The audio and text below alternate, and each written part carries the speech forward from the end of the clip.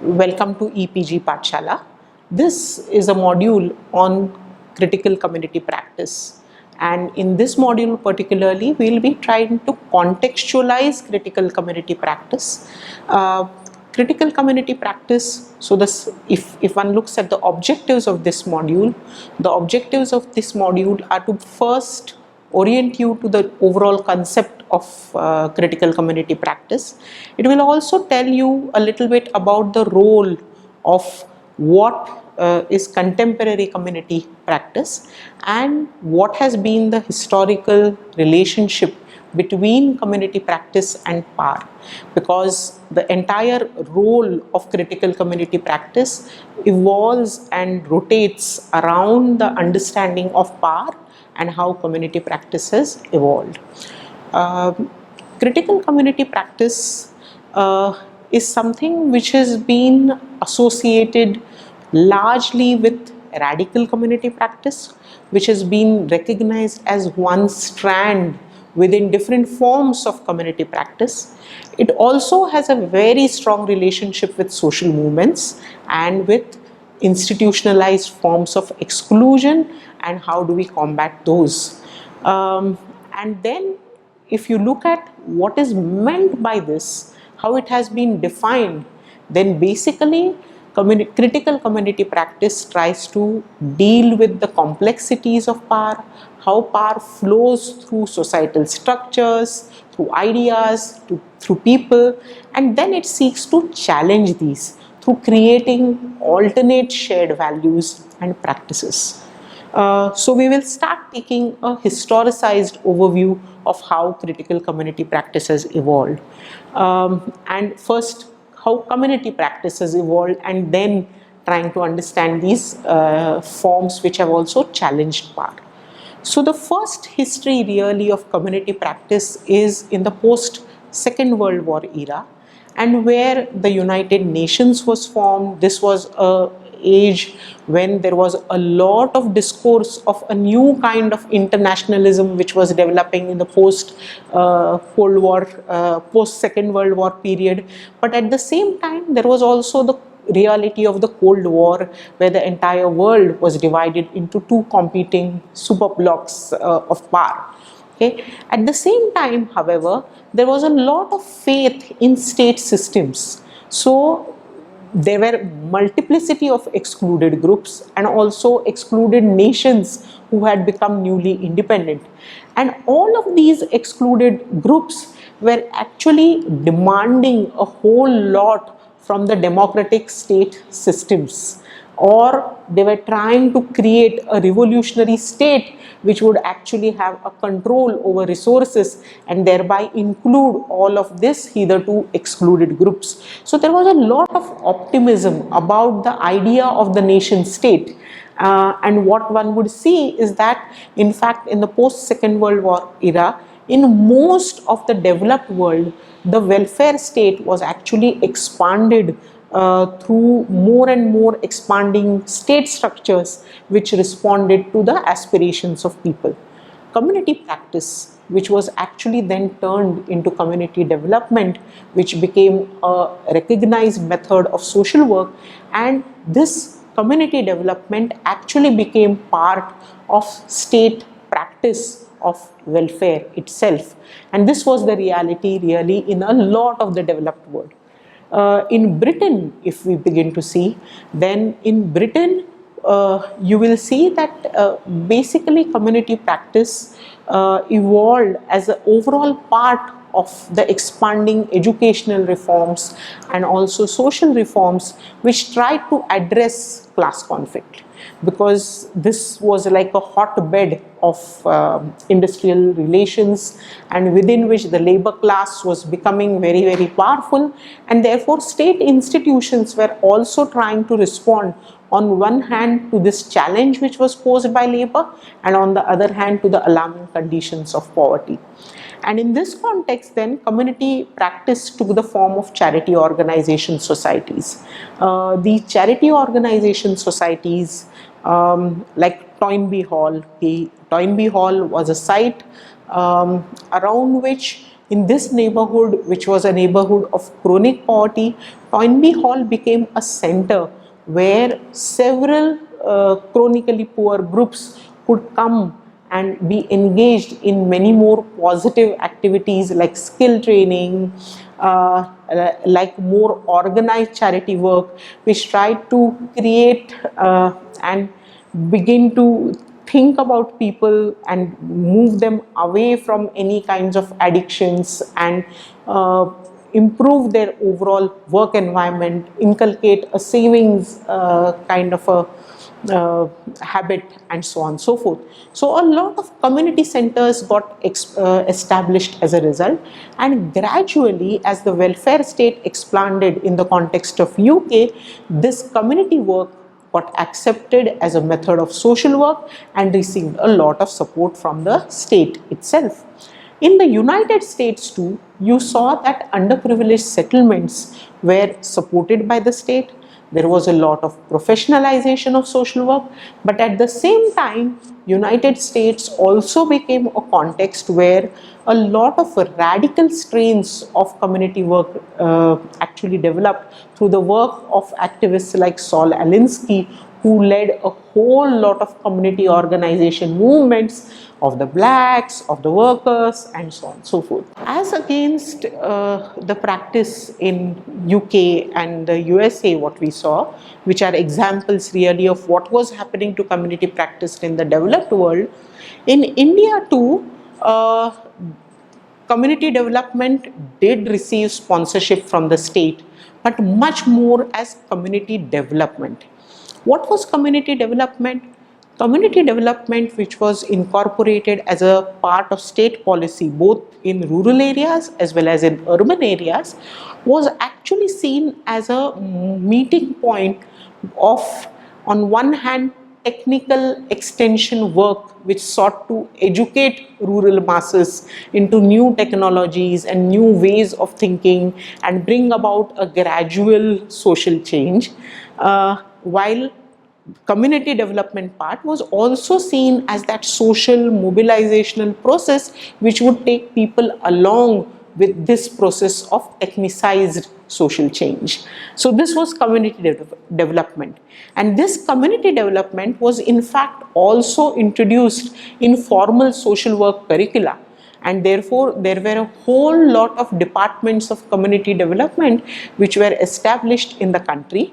Now these kind of versions of community development actually talked about the geographical community per se, and therefore there was a whole lot of emphasis on local development issues.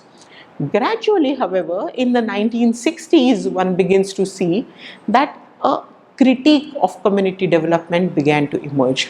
What were these critiques? These critiques were largely, first, that there was no participation of the community in the community per se. So these were very, very top-down kind of models of extension which were happening in both villages as well as in the poor areas in cities.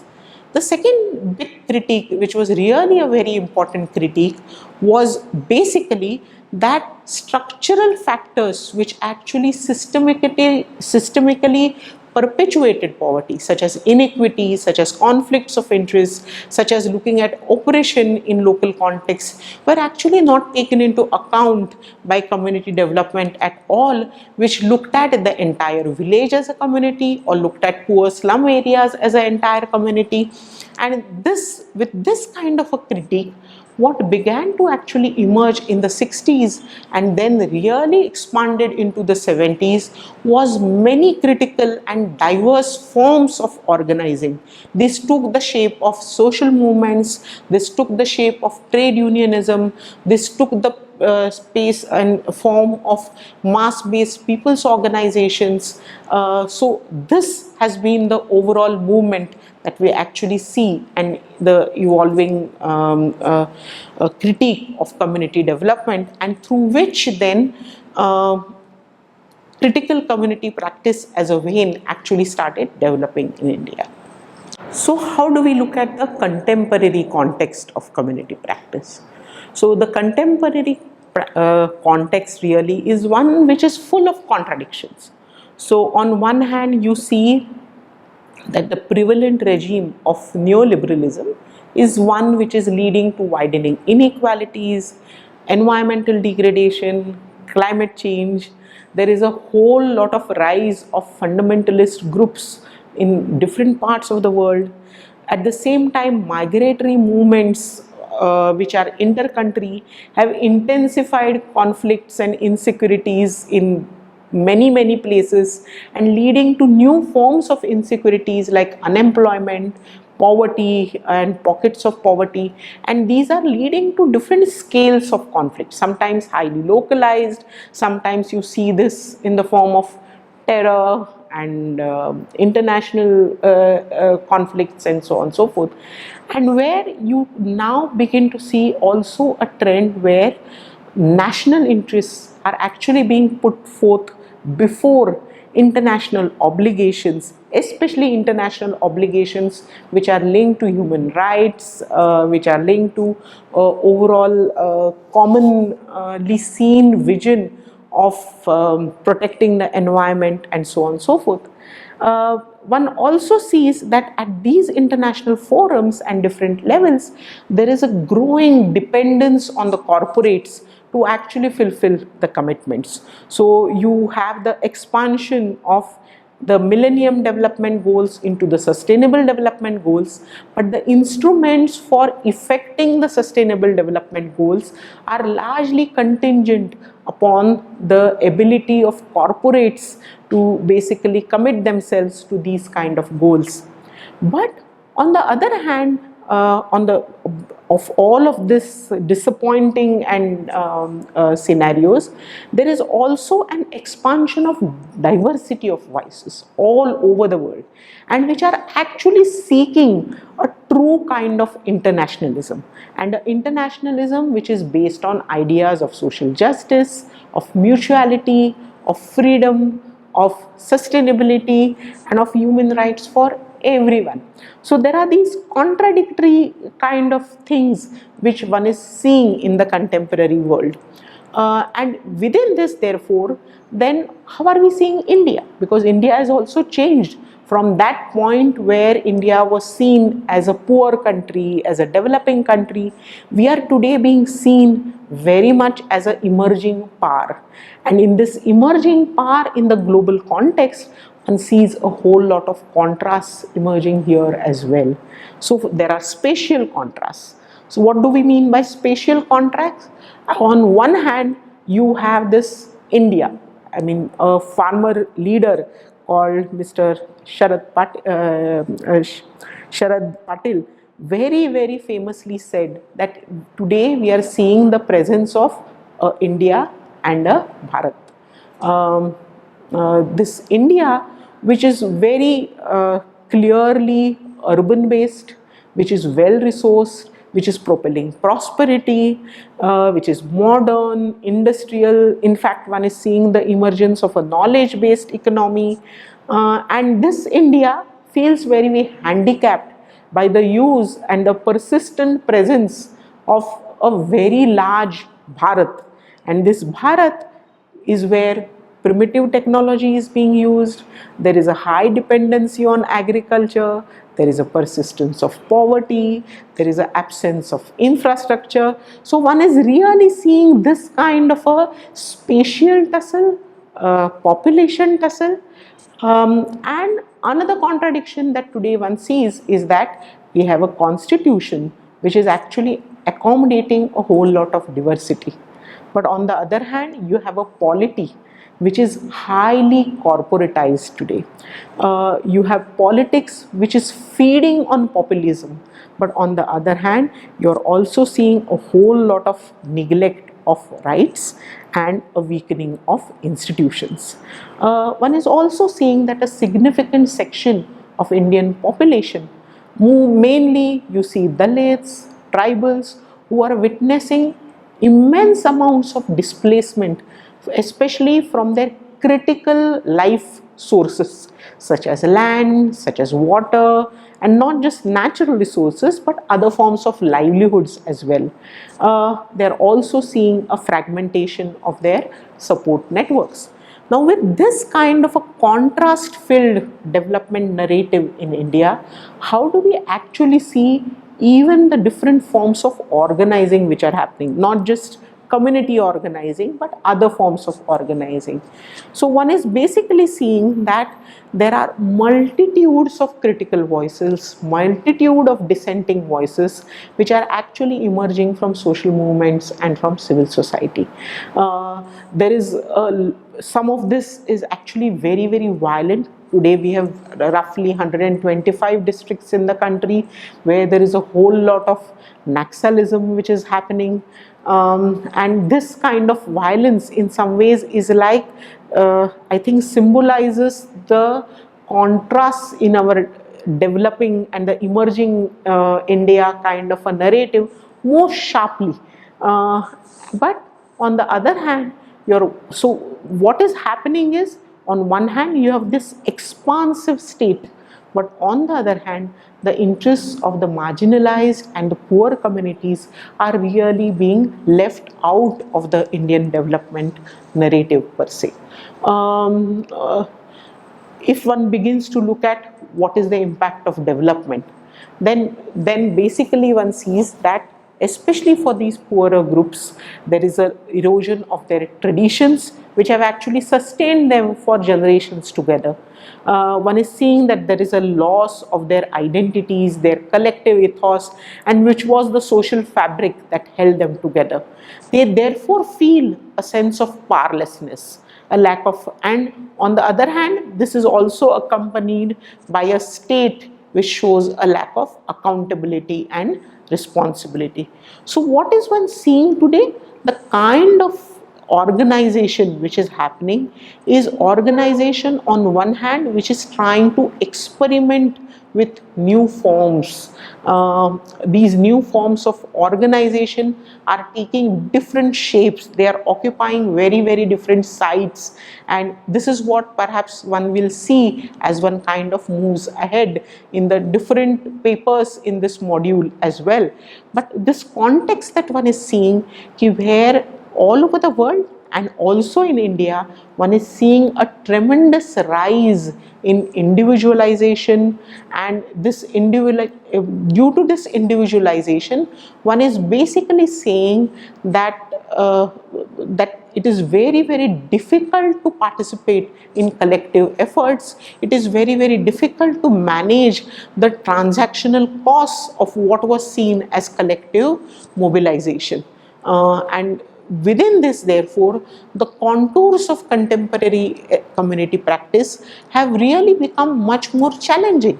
They pose constant ethical dilemmas, practical dilemmas, because the old forms of organizing, which was based on tradition, is something which doesn't seem to be working in this emerging ethos.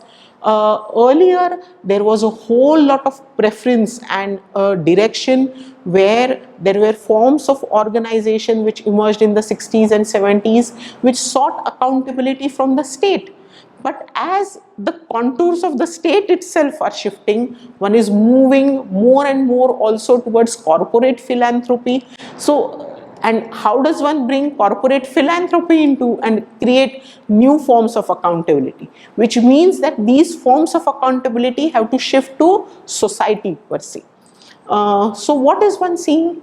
Basically, even in contemporary community practice, one is seeing that there is a preference for quick fixes.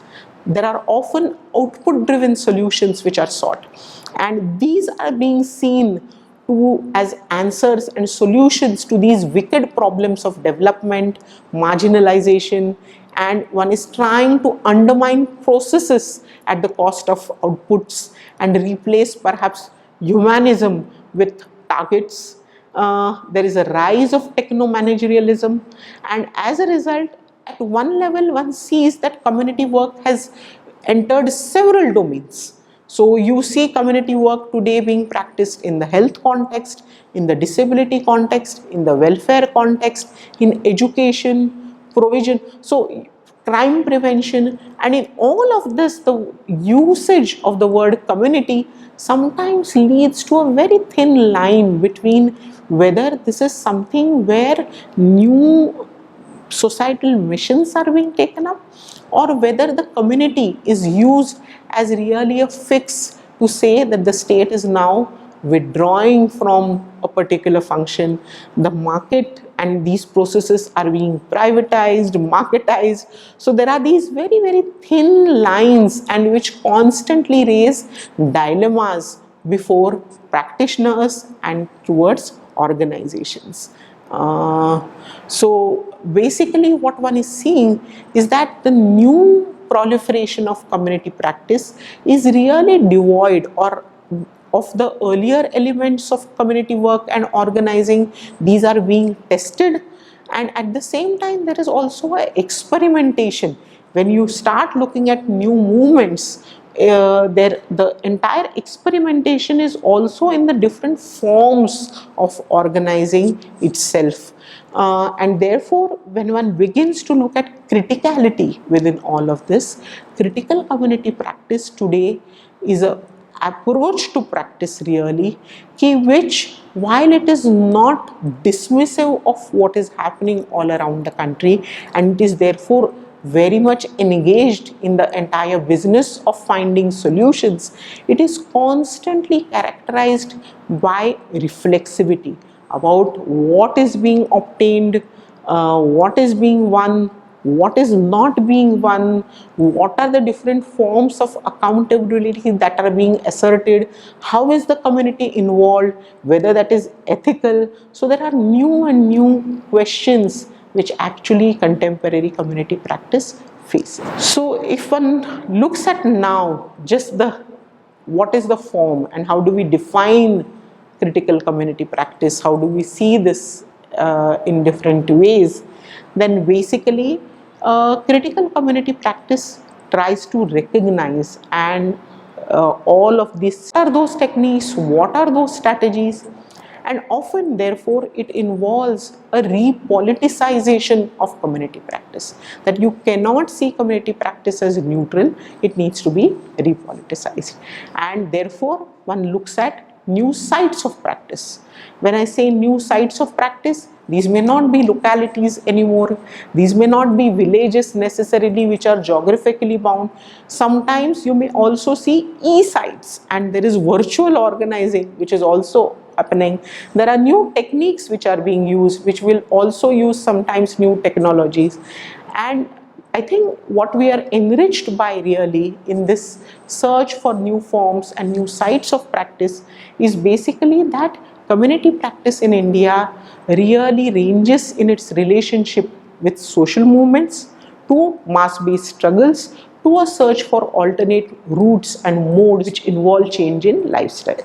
To conclude, in many ways, this rich relationship that we saw of community practice, on one hand to social movements, to those kind of initiatives which are trying to search alternatives, one basically sees that in India, practice is extremely diverse. It is culturally rooted. Okay. In fact, I would say forms of critical practice in India are in some ways much more advanced than the way in which this concept is even being thought of and conceptualized in the West. And it is very, very difficult, however, to delineate how issues of organization, of agency can be separated from issues which are of method and practice.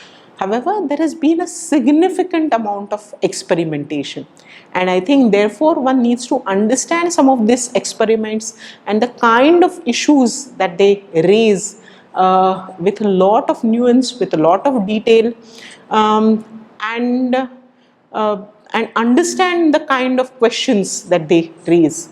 Finally, I think one should also say that more than anything else, critical practice really implies an ongoing learning mode, an ongoing reflexivity in organizations, in systems, and therefore a constant revisiting of questions. Questions such as, where is the community, what is happening to oppression, what are the relationships of power.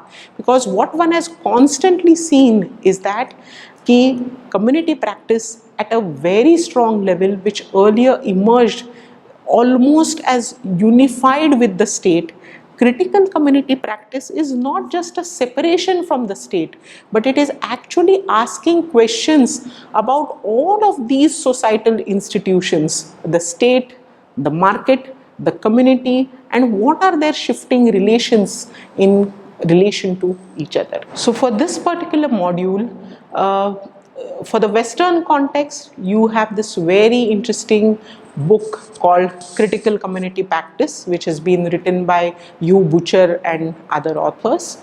But at the same time, we need to also refer to the Indian context and how that is changing. And for that, please refer to the text of this module. Thank you.